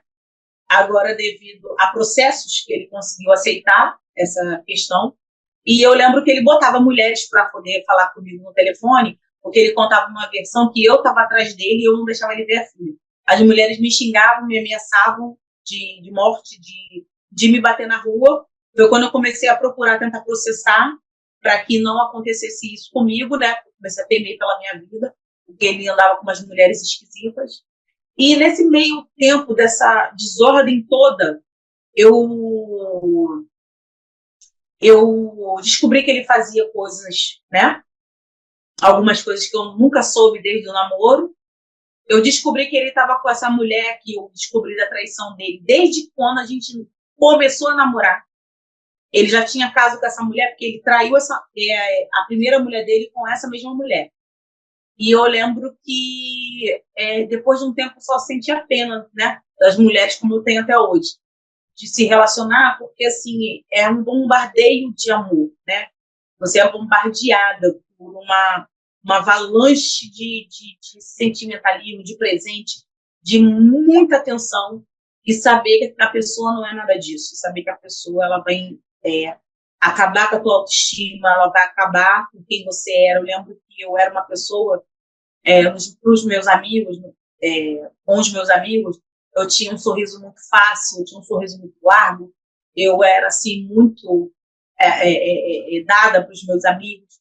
e eu lembro que eu me tornei uma pessoa totalmente diferente, com sentimentos que eu nunca tive, né? Mesmo que eu tivesse tido uma vida difícil, mas eu nunca tive outros, né, sentimentos. Eu nunca tinha apanhado de um mal na minha vida. E aquilo, para mim, foi um marco, que até hoje, a única pessoa que encostou a mão em mim foi ele, né? Então, assim, foi uma coisa muito difícil. Eu sempre coloquei, desde que eu tive a minha filha na minha cabeça, de que eu não iria me relacionar, como até hoje não me relaciono com um homem, de namorar e colocar dentro da minha casa, ter convívio com a minha filha, não tem, né? Eu lembro que com 1 ano de idade, é, é, eu consegui fazer uma coisa, ela com 1 ano de idade conseguiu uma coisa que eu nunca conseguia com ele, e foi passando no vestibular para uma faculdade pública, e ele falava para mim assim, sempre me desmotivava, né? Falando que faculdade, para que faculdade, se tinha amigos que fez faculdade, catava lixo, sempre me desmotivando, sempre me colocando para baixo, me desmerecendo, e eu cheguei num ponto que eu não queria mais aquilo para mim, não queria mais isso para mim, não queria mais aquela experiência comigo. Quando eu descobri que ele tinha uma mulher por fora, eu pensei naquilo que meu pai me disse na adolescência, eu falei assim, meu pai tinha toda razão, todo homem tem uma mulher por fora. E depois de um tempo que eu entendi que aquilo tem a ver com caráter, e eu sofri muito, gente, eu sofri, assim, muito, e agressão para uma pessoa que nunca apanhou de um homem é algo que fica marcado na tua mente, mas o pior é o que você ouve da pessoa, sabe? A pessoa, você confiar sua vida numa pessoa, seus segredos para uma pessoa, e a pessoa falar para todo mundo aquilo que você falou, usar contra você aquilo que você falou, jogar na sua cara o que você falou, sabe? É desprezível pessoas assim, sabe? É um sentimento muito ruim. O pior é tentar fazer com que você ter tido uma filha com essa pessoa e ela não ter nenhum sentimento de amor. Porque, assim, na minha vontade, eu queria que ela tivesse um convívio. Eu queria que ela tivesse tido uma presença, ela tivesse tido coisas que eu não tive com o meu pai quando eu era pequena. Que é a presença. Para mim, não contaria nem dinheiro. Isso aí é uma coisa que eu faço trabalhando. Então, assim, mas tratar bem a filha, chegar para mim e falar assim, olha, eu não tenho dinheiro hoje, mas eu posso pegar ela para tomar, mas assim, dinheiro para dar um lanchinho para ela eu tenho. Tem como você deixar ela aí comigo? Eu deixaria de boa, só para ela ter o convívio com o pai. Mas as vezes que eu tentei, as poucas vezes que eu digo assim, com clareza, que eu deixei por 3 vezes, gente, ele não queria saber da filha. Ele queria me xingar e me agredir na frente da minha filha. E eu falei para ele assim, não, você não vai fazer isso, porque você nem registrou. Então, assim, eu zerei esse contato dele com ela. E quando ele veio querer me cobrar esse contato, eu sempre deixei muito claro para ele. Falei assim, quer contato? Vá, me coloca na justiça. Vá para a justiça. Porque na justiça você vai ter direitos e deveres. Você vai ter seu direito de ver sua filha, mas você vai ter seus deveres. Que é você pagar a pensão e ajudar com a pensão da menina em tudo que ela fizer. E eu que arco com tudo. Então, assim, isso ele não quer. Aí ele fala para as pessoas que ele buscou a justiça, que ele procurou isso. Não, ele foi no conselho tutelar falar mal de mim, e a conselheira tutelar falou para ele assim, você tem um nome no registro da menina? Não. Então a conselheira falou assim, então você próprio você não passa vergonha na frente do juiz? Não faça isso. Se você quer mesmo, vai, busca realmente seus direitos e tal, mas a própria menina lá, porque ele pensa que as pessoas são idiotas, viu que ele estava querendo só me atrasar meu lado. E ele não satisfeito com tudo isso, a última que ele aprontou, tem 2 anos atrás, que agora que vai ter a decisão agora na justiça, ele me expôs na internet, sabendo que eu estava trabalhando numa escola de criança, uma escola infantil, que é até a escola onde minha filha estuda.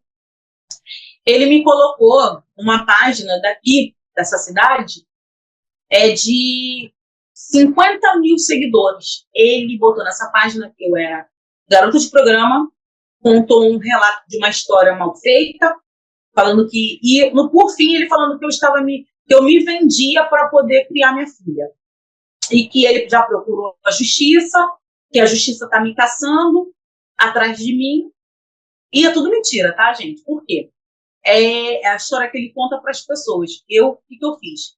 Eu procurei um advogado, que no caso, advogada, né, porque eu não queria botar nada na mão de homem, só de mulher, e eu consegui um escritório de duas advogadas maravilhosas, que entendeu o meu caso, analisou todas as provas e falou para mim assim, não comente nada na internet. E eu só fui saber disso, que ele tinha me exposto na internet, nas redes sociais, através de uma tia minha, porque já estava rolando as minhas fotos no grupo da família do meu pai. E eu nem sabia disso. E eu coloquei, não comentei nada, vi os comentários lá, né, das pessoas, muitas mulheres dando apoio a ele, que é muito engraçado isso, e homens falando assim, independente disso, se ela é garota de programa, ela está criando a filha dela, e você está fazendo o quê? Vindo para as redes sociais defamar ela. Então, assim, poucas mulheres me defendendo, muitas mulheres me criticando sem me conhecer. E ele não parou por aí, ele fez várias postagens com foto minha, foto dele, vídeos, que foi um vídeo onde eu tinha deixado a minha filha um tempo na casa dessa ex-mulher dele, que ela é minha amiga hoje em dia. E ela falou assim, posso deixar ela? Eu deixei ela 2 semanas na casa dessa menina. Mas eu ia lá e deixava sempre dinheiro com ela, né? Ela é prova disso, ela sabe disso. Eu falei assim, até eu arrumar a casa. Então, até eu arrumar uma casa, né, para mim, para poder eu colocar minha filha. Porque eu fui ficar numa casa de uma amiga e não tinha como ficar nós duas. Então, ela ficou, e é muito próximo, gente, muito próximo. É o bairro aqui, você atravessa a ponte, está no outro bairro. E eu estava sempre indo lá atrás da minha filha e também, os dias que eu não ia, é porque eu estava fazendo bico de cuidadora de idosos. Então, assim, mas sempre no lá dar apoio para minha filha nessas 2 semaninhas. Eu lembro que ele foi lá, ele passou a visitar o filho, né? Quando minha filha estava lá, ele começou a gravar minha filha. E ele gravou num dia onde minha filha estava chorando, que ela tinha brincado muito, e quando minha filha brinca muito, ela fica chata, enjoada, chora muito. E ele gravou ela chorando porque ela estava enjoada. Depois ele gravou esse vídeo falando assim, olha aí a mãe irresponsável, ela abandonou a filha dela aqui na casa da minha ex-mulher, falou várias coisas. E depois a avó, né, do filho dele, falou para mim assim, Priscila, palhaçada isso, a Pérola tinha brincado pra caramba, aconteceu isso, ele aproveitou para gravar vídeo para poder te colocar como uma mãe ruim. E ele jogou, né, nas redes sociais. E aí as mulheres me criticando a beça, né? E nem sabia o contexto da história. Depois dessas 2 semanas, eu peguei minha filha. Agradeci muito, como eu sou muito grata a ela até hoje, agradeci muito ela, peguei minha filha e fomos para casa. Consegui, através de ajuda de amigos, aqueles amigos, né, que eu tinha abandonado por conta dele, começaram a me ajudar, conseguiram móveis para mim, coisas assim mais de imediato, cama e tal, começaram a me ajudar. E são amigos meus, são 5 amigos, né? E esses 5 amigos são amigos meus de 23 anos de amizade, desde que eu era criança, com 11 anos de idade. A gente tem essa amizade. Então, assim, esses meus amigos me ajudam com a minha filha, até hoje. Eles me ajudam em tudo. Eles dão suporte até relacionado a questões de lazer para minha filha. Cada um se divide no tempo deles, leva a minha filha para passear, cuida da minha filha. Quando eu preciso para cuidar da minha filha, eles cuidam da minha filha para mim. Para me trabalhar, eles que ficam com a minha filha, eles tiram tempo na agenda deles, então são pessoas que trabalham com arte, sabe? E eles tiram esse tempo para poder pegar a minha filha, para eu ter um tempo, para mim poder respirar.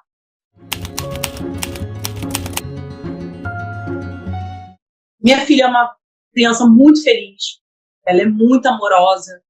Eu já sentei com ela através do psicólogo que me orientou a isso, a sentar com ela, explicar a situação, e ela é uma criança que ela entende muito bem. Minha filha é maravilhosa, E é assim, a cara dele. Uma criança que ele falava que não era filha dele, ela é a cara dele. Mas só que ela é muito inteligente, muito esperta, muito amorosa. Teve momentos que ela perguntou sim, porque ela não tinha pai. Eu agradeço até a escola também, porque a escola ela tem um projeto lá que não existe dia dos pais e das mães, mas existe assim, dia de quem cuida de mim. Porque tem crianças assim como ela que não tem apoio do pai, não tem a presença paterna, tem crianças que é cuidada pelas avós, então é o dia de quem cuida de mim. E eles me dão esse suporte também na escola. E hoje, assim, depois disso, eu tive algumas sequelas desse relacionamento, que é relacionado a eu estar, por conta da terapia, botar isso para fora, na terapia, eu consegui chorar, eu consegui me entender que eu não estava errada, porque eu me culpava muito. Eu também tinha muita tristeza com relação à minha parte profissional, porque se não fosse por isso eu estaria muito bem melhor estabilizada profissionalmente. E eu tive que correr atrás de todo o meu prejuízo, como eu tenho corrido até hoje atrás do prejuízo financeiro.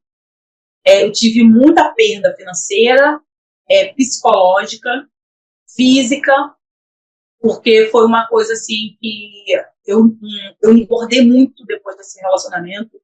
Eu tive muito pico de personalidade. Com a terapia, através dos meus amigos, que são eles que pagam a minha terapia, eu consegui ajustar, alinhar muita coisa aqui na minha mente. Mas eu sempre tive dentro de mim que eu não queria que minha filha fosse abusada, não queria relacionamento com ninguém até eu estar curada, e principalmente minha filha estar criada. Eu sempre tive essa visão. Tive namoradinhos por fora, mas nunca chegaram perto da minha filha, nunca conheceram minha filha, nunca participaram da minha vida, até mesmo porque hoje em dia eu não permito que ninguém se meta na minha vida, que ninguém conheça o meu ciclo de amizade, que ninguém saiba da minha vida. Tem gente até que se relacionou comigo agora vai saber da minha história, porque eu nunca contei. E assim, hoje eu evito ao máximo ter relacionamento, porque para mim hoje a prioridade é criar minha filha, dar estudo para ela, suporte, todo o suporte que eu não tive na infância. Eu tive que trabalhar também essa questão de que eu era muito apegada à minha filha. Eu não deixava nem minha filha ficar descalça. E hoje eu já melhorei muito isso, esse desprendimento, né, da minha filha. E entender que nem é todo homem que vai fazer mal para minha filha, porque até o padrinho da minha filha foi difícil para ele poder, né, mostrar para mim que ele não seria um abusador para minha filha.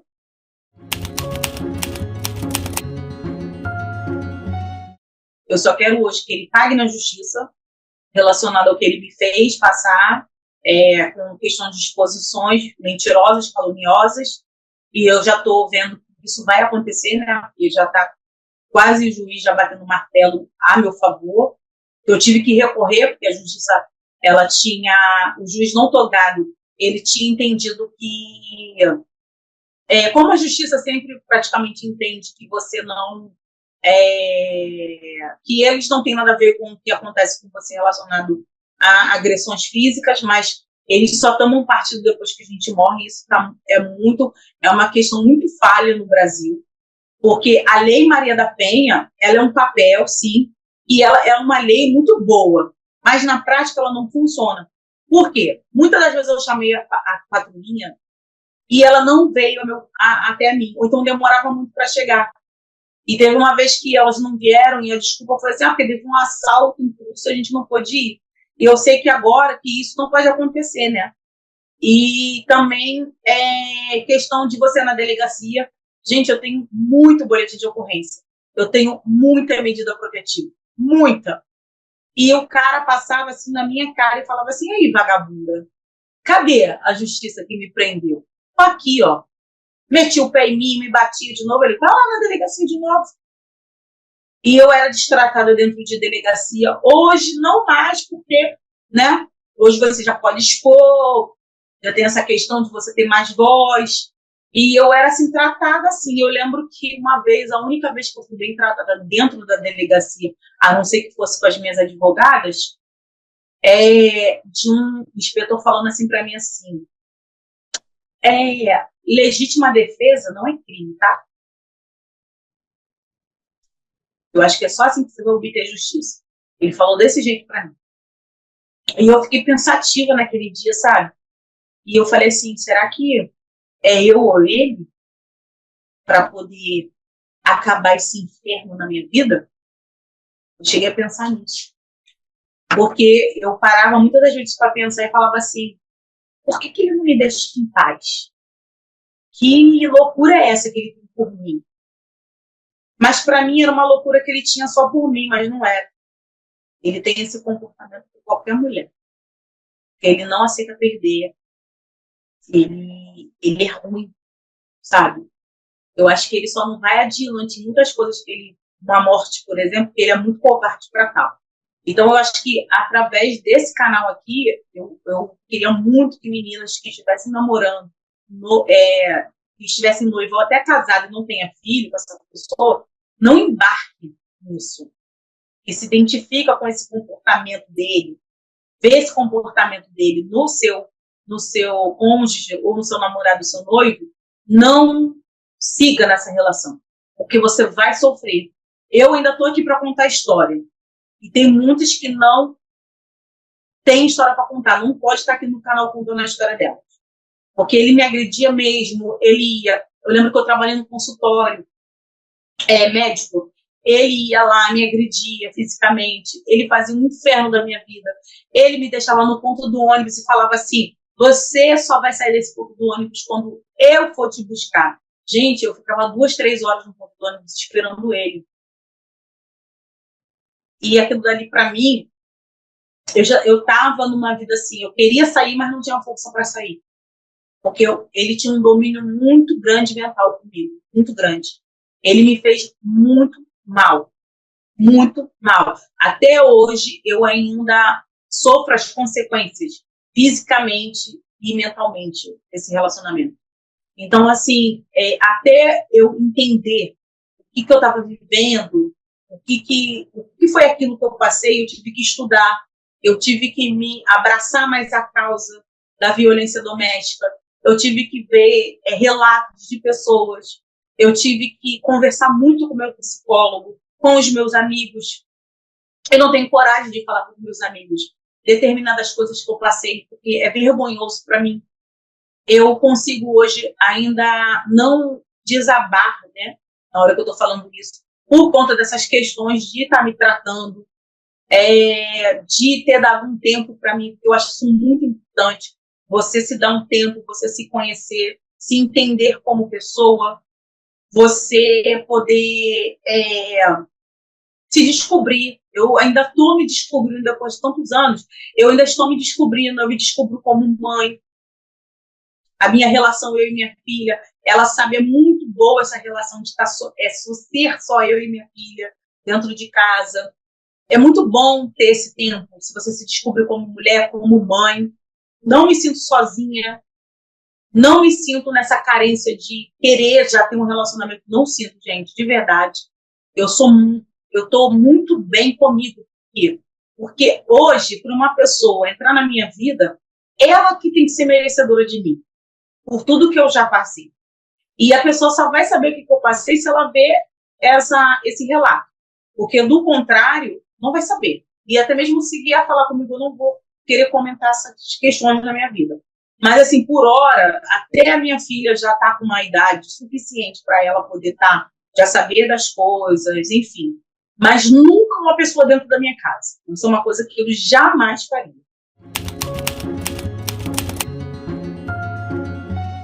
Eu acho que é muito importante a gente ter esse tempo quando a gente sai desses relacionamentos abusivos.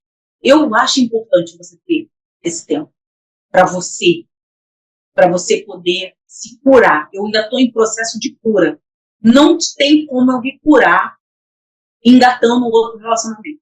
Eu preciso me curar de vez, sabe? Uma das minhas principais curas vai ser a decisão do juiz. Quando eu terminar, aí vai findar essas questões de justiça com ele. Porque a justiça foi muito falha comigo. E eu sou muito triste para relatar a minha relação com a Justiça do Brasil é conflituosa. Quando eu fui até as minhas advogadas, eu falei assim, eu não acredito na justiça. Porque quando eu fui atrás de justiça, nunca me foi feita justiça.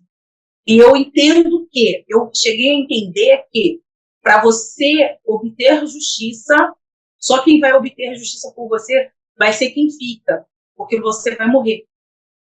Aí quem fica que vai tentar fazer justiça por você. Nisso, se você tiver famílias e amigos que vai correr atrás de justiça para você, que vai ter o luto por você. Porque se não tiver ninguém que vai sim lutar por você, sentir sua falta, sentir que você tem que fazer justiça por você, não vai ter. Não adianta que não vai ter. Então, assim, eu acho que a justiça ela tem sim ter um olhar melhor para a gente, porque se você não for uma pessoa conhecida, você pode até ter dinheiro, gente, mas a justiça não vai ser benevolente com você. E assim, mas se você tiver conhecimento, se você tiver dinheiro e conhecimento, se você for uma pessoa que engajada nessas mídias, você vai obter, porque a justiça ela vai entender assim que ela precisa mostrar alguma coisa. Não, a gente vai ter que mostrar alguma coisa porque fulano é conhecido, entendeu? E ainda quando a pessoa é conhecida, a pessoa é descredibilizada. Isso quando você fala a verdade, as pessoas sempre me questionaram assim, por que você ficou tanto tempo? Você estava gostando, você que quis, você que isso, você que aquilo. Não. Eu não estava, eu estava vulnerável, porque existe todo um contexto por trás da nossa história. Você teve um abandono paterno, materno, e você entende que aquela pessoa que está ali do teu lado, ela é a única que te deu amor na vida, ela é a única que te acolheu. Ele me bate, mas ele faz isso de bom para mim. Ele me deu um soco no olho, mas ele me faz isso de bom para mim. Mas o meu pai criticou, mas o meu pai não foi presente comigo. Aí ele vai chegar para mim e vai falar assim, seu pai tá querendo dar uma de pai agora, mas ele nunca foi pai para você, pelo menos foi o que você me contou. Aí você vai se culpar. Aí eu vou, não, realmente, meu pai, ele nunca fez nada por mim. Ele falou para mim que todo homem tinha uma namorada por fora. Por que ele quer ser pai agora? Não, quem tá cuidando de mim é ele. O homem da minha vida é ele que me protege. Ele que tem me protegido até hoje. Ele que tem estado comigo até hoje. Então a sua cabeça é totalmente distorcida. Totalmente distorcida. Você não tem... Porque você também não está vivendo mais sua vida, né? Você está longe das pessoas que poderiam te fazer voltar para a realidade. Você está fora de coisas, assim, você até se torna uma pessoa desatualizada quando você está num relacionamento desse, porque você não tem direito a ouvir músicas que estão na moda, a se interagir com coisas que as pessoas estão sempre comentando. Você tem que ficar ali, do jeito que ele quer. Mas ele tem toda uma vida aqui fora. Ele está participando de tudo aqui fora. E você não, você está ali, sendo a bonequinha dele, a que vai fazer comida para ele, que vai fazer tudo para ele. Então, assim, eu tenho a agradecer com relação a ter aprendido a viver, a saber identificar esses sinais em homens e também a me preservar enquanto pessoa, a entender que a minha liberdade e a minha paz de espírito, ela vale mais do que qualquer coisa. A minha saúde mental, ela é muito importante para mim hoje. Ela é muito importante, é algo que eu não saberia viver sem ter saúde mental. Então, assim, a nossa saúde mental, ela é muito importante, muito importante. E, assim, depois disso, de toda essa vivência, de tudo isso que eu passei, eu consegui me conectar de volta com os meus amigos. Hoje eu tenho eles na minha vida, que cuidam da minha filha, que me ajudam. Eu hoje tenho meu trabalho, tenho os meus estudos para poder sempre estar me atualizando também. Eu estou tentando hoje passar em algum concurso público. E assim, mas o mais importante que hoje eu tenho a minha casa. Eu e minha filha só, eu tenho as minhas coisas tudo bonitinho dentro da minha casa. E hoje eu passeio, eu faço passeios com ela, a gente faz as nossas atividades, né? Mas só eu e ela, sabe? Eu poder proporcionar as coisas para minha filha também é muito bom. E, assim, o mais importante disso tudo foi o seguinte: depois desses anos todos, livre dessa relação, até hoje eu tenho um sentimento de liberdade. É como aquela pessoa que passou muitos anos no presídio e quando sai do portão para fora do presídio, ela fica assim, sair. Até hoje, depois de muitos anos, eu ainda tenho esse sentimento. Eu não troco essa minha liberdade para poder entrar dentro de um relacionamento, porque para mim eu perderia isso. Essa sensação maravilhosa que eu tive desde que eu me separei e até hoje eu estou tendo, sabe? Essa descoberta da Priscila, quem é a Priscila, como que a Priscila ela é hoje. Eu estou ainda redescobrindo o meu sorriso que eu tinha, quem eu era, sabe? Entender que eu não posso voltar atrás daquele tempo, eu não tenho mais como pegar ele de volta, mudar as coisas que foram feitas.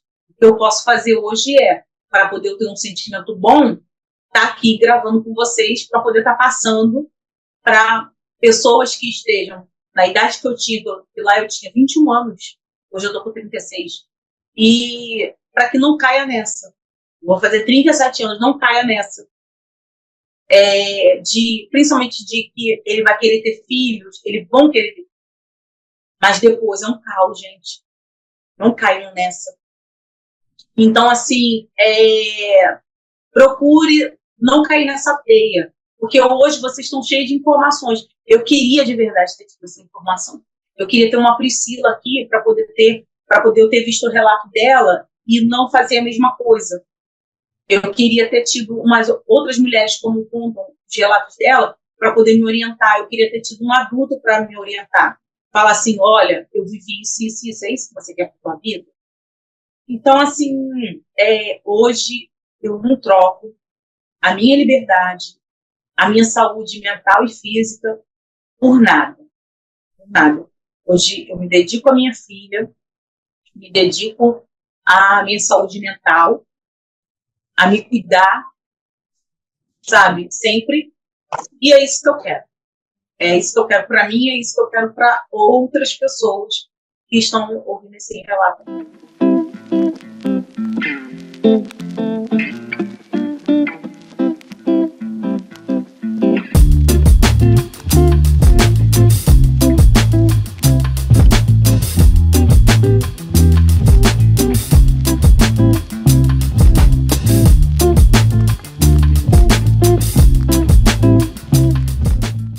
Ei, o que você achou da história da Priscila? Comenta aqui para eu saber, compartilhe esse vídeo com todo mundo que você gosta. E se você quiser contar a sua história de divórcio no canal, é só preencher o formulário que está aqui na descrição desse vídeo. Agora, imagina o seu pai recebendo uma foto íntima sua. Como você se sentiria? Pois é, foi isso que aconteceu com a Luciene, a nossa próxima história. Para não perder, se inscreva no canal e ative o sininho para ser avisada quando a história for ao ar. Lembrando que toda segunda e quinta-feira tem história nova.